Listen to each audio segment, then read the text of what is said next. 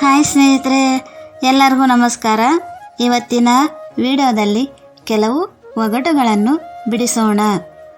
ಮೊದಲನೆಯದು, ತಿನ್ನಲಾಗದ ಜಾಮ್. ಏನಿದು? ಉತ್ತರ ಟ್ರಾಫಿಕ್ ಜಾಮ್.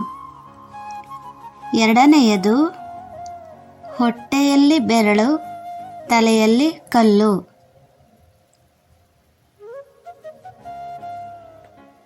ಉತ್ತರ ಉಂಗುರ. ಮೂರನೆಯದು, ಡ್ರೈವಿಂಗ್ ಬಾರದ ಡ್ರೈವರ್. ಏನಿದು?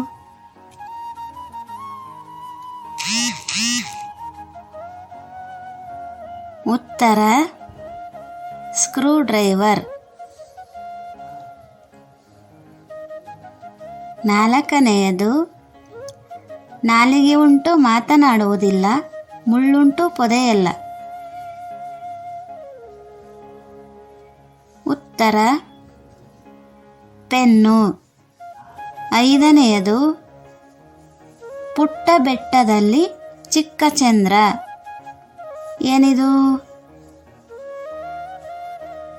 ಉತ್ತರ ಕುಂಕುಮ.